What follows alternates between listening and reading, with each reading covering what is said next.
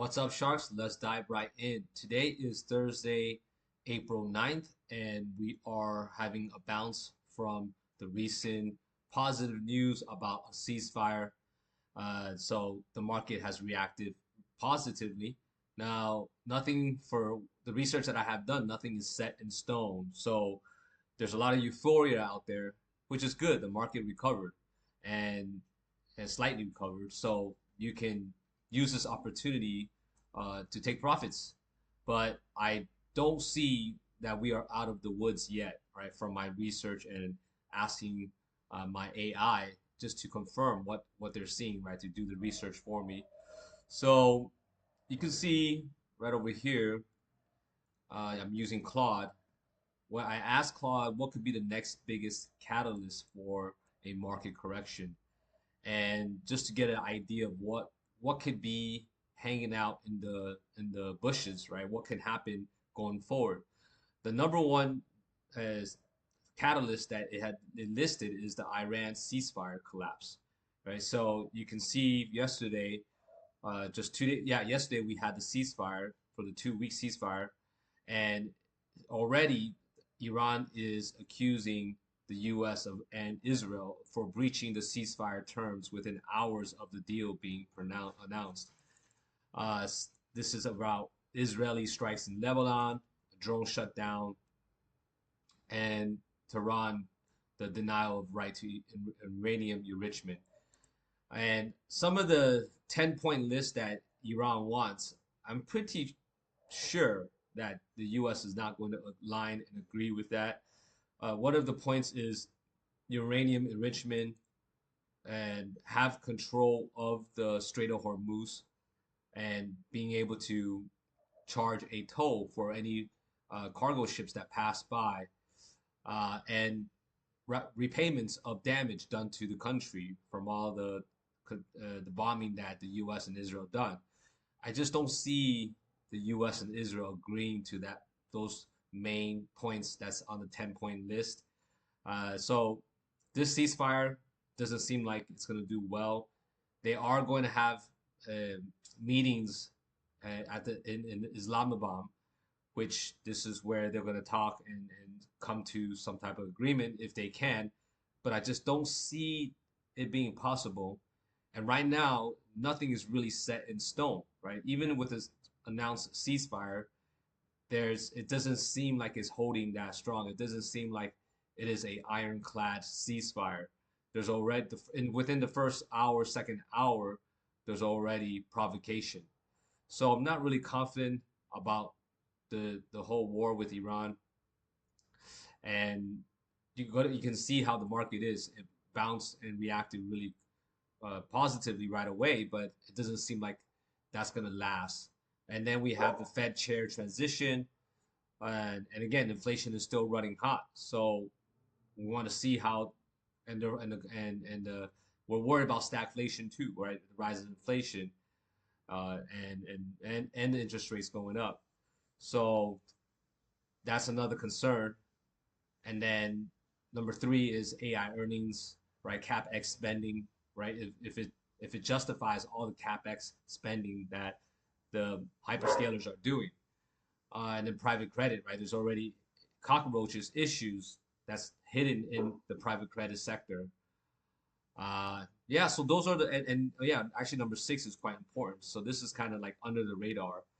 You see how even Claude AI says quietly lurking. The U.S. and Mexico Canada trade agreement.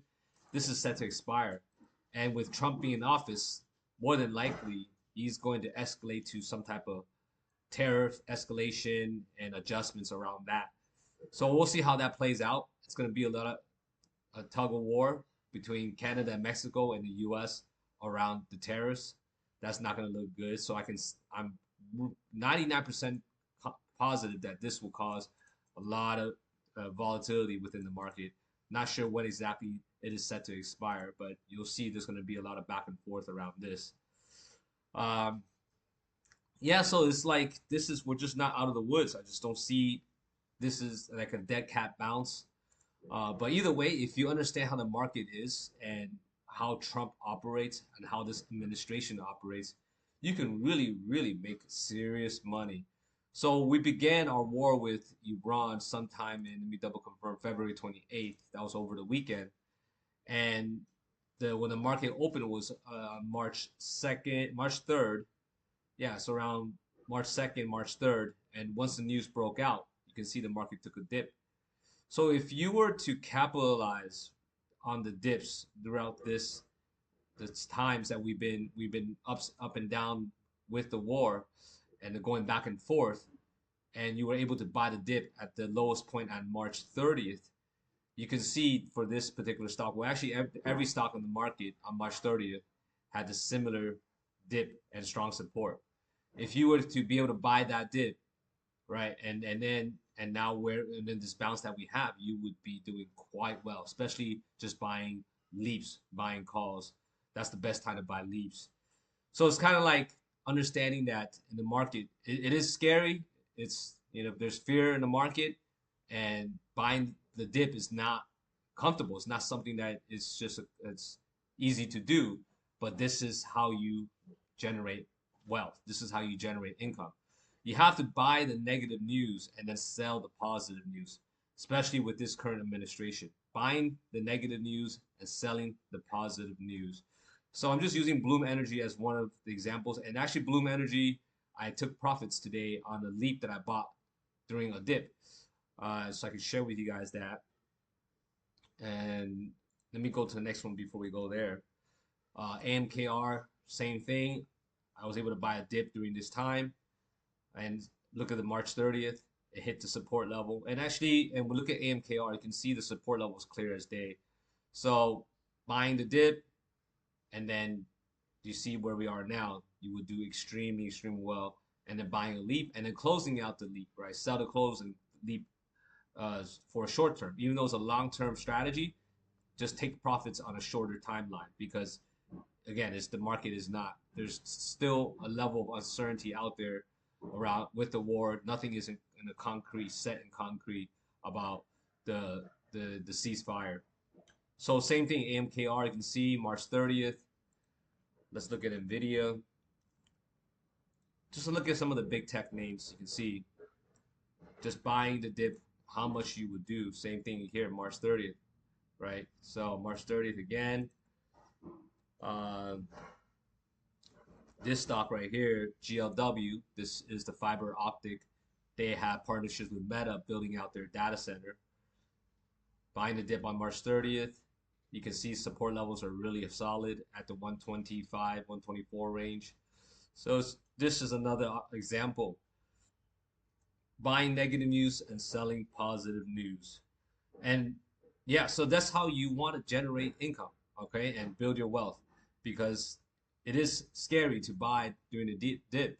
It is uncomfortable to buy when the stocks market is in red, but that's how you're going to generate income. So let's take a look at the trade that I did. So let's see if it shows order status. So I took profits on, yeah, there you go, sell and sell. This is a row right here, right? Sell to close, BE, AMKR, sell to close, STC means sell to close, sell to close. Took in about 1,800 in profit, and AMKR about 600 in profit. So this is the best time to take profits when it's a bounce like this. We're not out of the woods. Looking at the technicals, right? Let's just use BE as a quick example. I took profits today. You can see this is also a strong resistance level, right? So I took profits around 158, right? So you can see there's resistance 166, 164, 166. So the 160 range is really solid to take profits.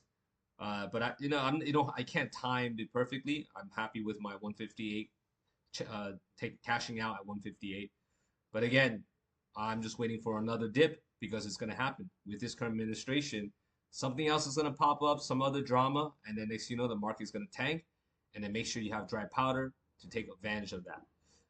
Another thing that Cloud AI was able to share with me is the amount of margin debt, right? How much borrowed money is in the market. So it is there's a tremendous amount of money that's still on margin.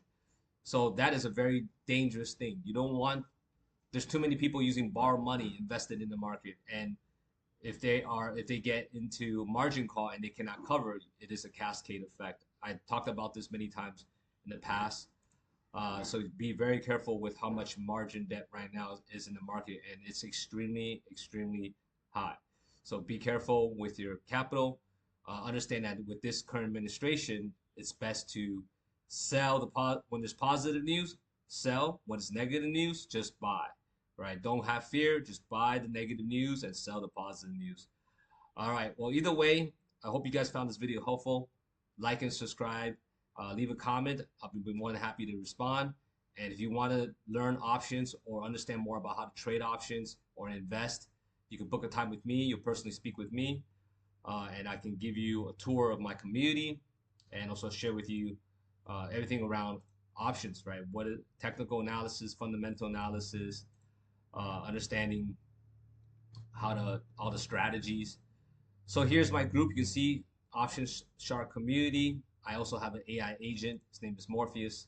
He is answering questions in the community and researching the market and providing updates automatically. All right. So he does this uh, automatically, right? So if you are part of the community, you're gonna get this included. You don't even need to do the research because Morpheus does the daily briefs. He updates you on when the president does his Truth Social posts. We do have to stay in track and keep track of the president's social posts because uh, his anything he says affects the market. Obviously, he does ramble on a lot of things that doesn't matter, but if you see it's related to the market, to the war, and the current geopolitics of things, then you can be ahead of the game. All right, so either way, like usual, stay tuned for the second half of this video. You'll see me in action coaching one of my option sharks. And yeah, I'll see you guys on the next one.